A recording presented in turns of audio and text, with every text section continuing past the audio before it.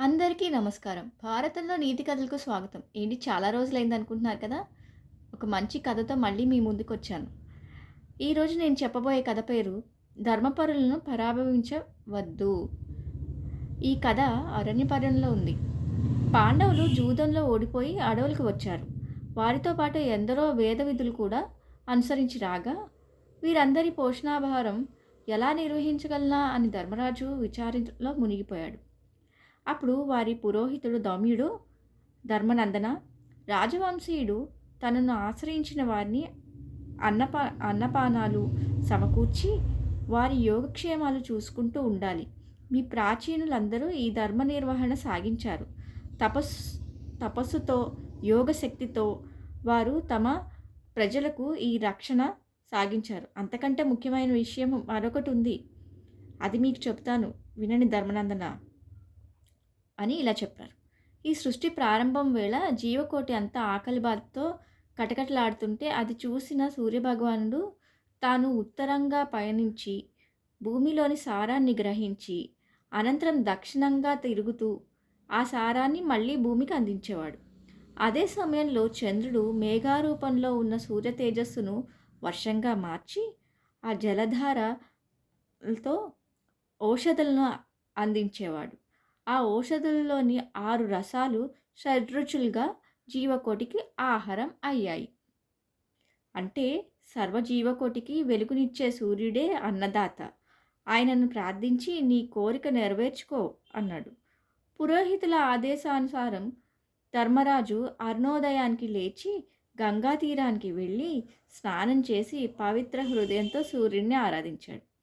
ఆ నిర్మల హృదయుని తపోదీక్షకు సంతోషించి సూర్యుడు ప్రసన్నుడై వాని కోరిక ప్రకారం ఒక తామ్ర పాత్రనిచ్చారు. ధర్మనందన, ఇది అక్షయ పాత్ర. ఎందరికైనా ఇది అన్నపానాలు సమకూరుస్తుంది. అయితే నీ భార్య పాంచాలి భోజనం చేసి ఈ పాత్రను పరిశుభ్రం చేసిన తర్వాత ఆ పూటకి మరి భోజనం రాదు. అంటే అతిథి పూజలు పూర్తి చేసే వరకు ఆవిడ భుజించరాదు కదా! అందుచేతనే నీ కోరిక తీరింది. ఇది తీసుకువెళ్ళు అన్నాడు. ఆ ధర్మనందనుడు అమితానందంతో తిరిగి వచ్చి ఆనాటి నుంచి తనతో వచ్చిన వారికే కాక అతిథి అభాగ్యులకు కూడా అన్నదానం చేసి కీర్తి పొందుతున్నాడు. ఈ కబురు విన్నాడు దుర్యోధనుడు. ఆయన ఎప్పుడూ కూడా పాండవుల్ని ఓడించాలనే కసితోనే ఉండేవాడు కదా! ఆయనొక ఆహ్, ఆయనొక పన్నాగం పన్నాడు. ఆ సమయానికి అక్కడికి చేరిన దూర్వాస మహర్షిని ఆరాధించి పాండవులను ఏ విధంగానైనా పరాభవించాలి అని కోరాడు.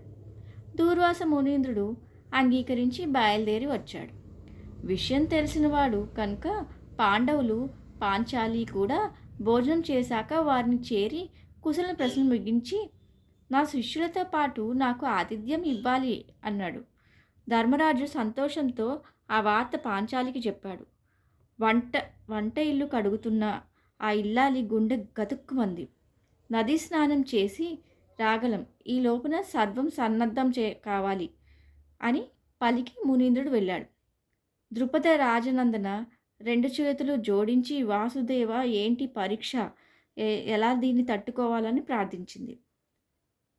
ఆమె ధ్యానించేసరికి దీనజన శరణ్యుడైన వాసుదేవుడు చిరునవ్వుతో ప్రత్యక్షమయ్యాడు. అమ్మాయి, ఈనాటి శాఖాపాకాలలో ఏ లేసమైనా ఉంటే నా చేతిలో వెయ్యి అన్నాడు. అక్షయ పాత్ర కూడా శుద్ధి చేశాను కృష్ణ, ఎందుకీ పరీక్ష అంది. కాదమ్మా, నా మాట విను, ఒక్కసారి చూడు, ఆ పాత్ర చూడు ఒకసారి అన్నాడు. ఆయన మాట కాదనలేక అక్షయ పాత్రలో చేయి పెట్టింది. దాని అంచున ఒక అవిస ఆకు దొరికింది. అంటే ఒక ఒక అన్నం మెతుకు లాంటి మెతుకు దొరికింది. అది తీసి కృష్ణుని చేతిలో ఉంచగా ఆయన దాన్ని నోట నోట ఉంచుకొని ముల్లోకాలకు తృప్తి అని వెళ్ళిపోయాడు. ద్రుపద రాజనందన అతిథుల కోసం ఎదురు చూస్తున్నది. ఎంతసేపైనా వారు రావటం లేదు అని భీముని పంపారు. ఇక్కడ వాసుదేవుడు ముల్లోకాలకు తృప్తి అన్న క్షణంలో దూర్వాసునికి ఆయన శిష్యులకు కడుపు నిండుగా భుజించిన భుజించినట్టు అనిపించి ఆయాసం కలిగి వారు అటే వెళ్ళిపోయారు. నదీ తీరానికి వచ్చిన భీమునికి అక్కడికి మునులు, నాయనా దూర్వాసుల వారు శిష్య సమేతంగా స్నానం చేస్తూనే సుష్టుగా భుజించిన తృప్తితో త్రేన్చుతూ వెళ్ళిపోయారు అని చెప్పారు.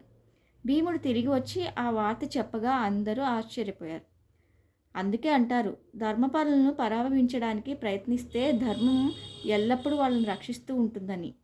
అందుగురించే ఎప్పుడు కూడా ధర్మపరులని పరాభవించకూడదు అని సూతుడు భారత కథను వినిపించాడు.